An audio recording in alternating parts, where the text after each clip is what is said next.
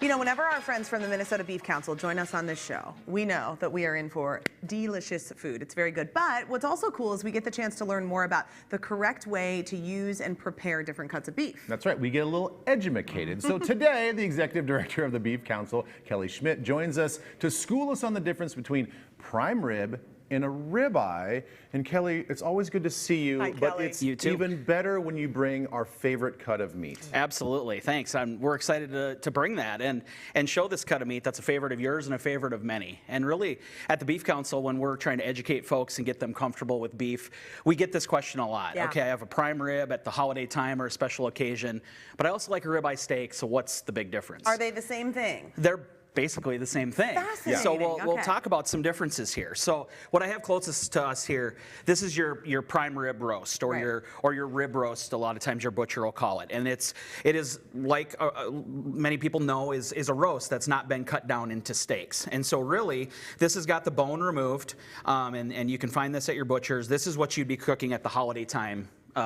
Your prime rib. So good. Usually oven roasted. You know, some people like to get into smoking it Right. or other Green ways egg of or doing it. something like But that. that's what this is. So then when you get to this time of year when it's grilling season, then you just literally cut to the thickness you like, and that's your steaks. So that's So your ribeye literally, steak. so what you have over here, Yep. if you just put that up on its end of the bone, that's just exactly part what of you it. have here. Okay, so Kelly, then if you find like a good price, because you know, like it's all dependent on prices and different times of the year.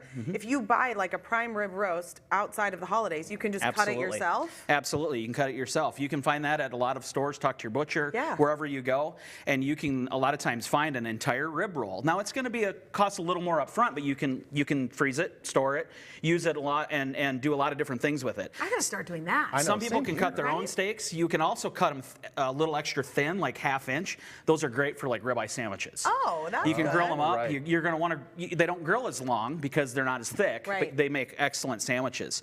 Another question we get is bone in and bone out. Okay, so what I brought here is a bone-in ribeye that I got at the store this morning. Oh, cool. And then literally all it is just the bone is left in. And if you cook that, what's the big difference? The bone is going to have its own unique flavor Yeah. that's going to add to it. Yeah. But when you eat it, you're going to have to cut around that. Yep. So literally to get a boneless rib roast or a ribeye steak, that bone has been cut off and removed. Oh. And they'll trim that fat in the end there, and there's your boneless Oh, ribeye don't steak. trim that You're fat. good to go. Yeah, fat equals flavor, That right? totally- I know. And that's the good part about it. Okay, so when you're getting these, you want to treat them right. Absolutely. Okay, so what are some of the pro tips in terms of preparing? Because I think that's the other thing is, you know, beef is like, we want to respect the animal, we want to respect all the work that goes into it, we also want to get our dollars worth out of it. You know, it's always, absolutely. So when you get it, depending on when you're going to cook it, you know, you're going to want to follow the label instructions is always the best thing.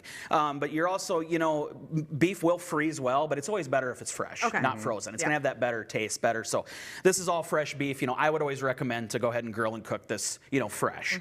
And then otherwise, you can kind of season it how you like. It's really to how you like it from there. But again, always following those cooking guidelines. You know, you want to be safe and make sure you get it to 140 degrees Okay. to 145 for medium rare, more like 160 to get it towards medium and a little more Yeah. well done. Yeah. So Well done if you want to ruin it, whatever. That's a yeah, personal exactly. opinion. Okay, dumb question by me. So it's a prime ribeye. It is part of the rib cage Correct. area of the Yep, animal, it's correct? right here on this graphic I have here that's in orange, if Oh, you yeah. can see that. You can. It comes from the rib of the animal, right underneath basically the backbone. And it's a support muscle. So the reason it's so tender is it's not used as much as the rear legs or the chuck in the front leg. So it's a really naturally tender, well-marbled, flavorful piece. So I love how you talk about seasoning. You can do it as simple as just salt and pepper or whatever seasoning you like. But if you want to have some fun with it, you can do this pineapple soy glazed ribeye. How do we do this? Absolutely. So this was a grilled ribeye. So I took a boneless ribeye just like this, and we went ahead and grilled it on the grill for about 12 to 15 minutes. Again, getting it to that 140 degrees for medium rare.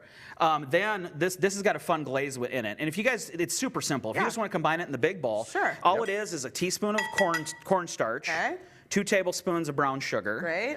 And then it was a just mix it with this? quarter cup. Yep, just use a spoon. Quarter cup soy sauce. Okay. And then this has got the quarter cup of pure pineapple juice. Oh, sweet. Yep. Oh, nice. And you'll stir it until the sugar is dissolved. Yep. And then you actually microwave this for about 2.5 to 3 minutes. Oh, really? And it naturally thickens it a little bit. Because that cornstarch. Yep. And then so the last 5 minutes you're grilling that, you just take a brush and you glaze it right on the last 5 minutes. So what I like to do, I like to get the grill lines and make it look all nice. Yeah. So I like to actually actually flip my steaks 4 times. So I usually glaze it the last 2 times I flip it. And then you're gonna be perfect. And then I drizzled this as I cut it up. Okay. You know, and this is a fun summer one. I've got it paired with a salad bite. and a rice if you want to go that route. Ooh, I love that. It's kind of got a nice, I love that soy sauce and sweet flavor to go with it. It's kind of a fun summertime dish. Yeah, not overly salty with the soy sauce. No, but so good to do on top of like any kind of rice bowl. That's a good one to probably make and then have stored in the fridge. Absolutely. Oh man, For a I couple drizzled days. that right on that brown rice right there too. So good. Yeah. What's this guy? So that guy is, this one we did, even though it's grilling season and we love to grill, this one we actually did if you have a rainy day or you want to do it inside or you don't have a grill. Yeah. Non-stick pan or a cast iron skillet works great. That's how we cook these up. So we took a boneless ribeye, we cooked it right in the skillet, put it in there again for about that 12 to 14 minutes, and we're temping it to get it to your desired doneness. And it will cook a little bit afterwards too, right? It will. gotta When you keep that in rest it, mind. it's going to rise a little bit. Yeah. Exactly. Yeah. That's a great point. So I always like to take it off at your desired doneness. So I remove that one at about 135 to get it to that medium rare. So then, after that, this has got a balsamic mushroom sauce to go with it. Sweet. So you added some balsamic to it.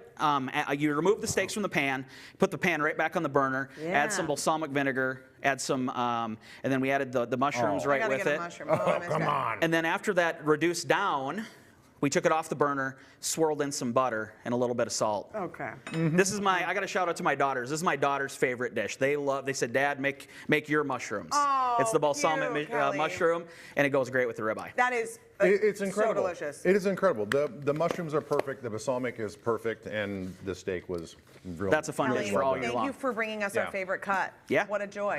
Very good. Keep coming back with Keep our coming favorite back. cut. All right.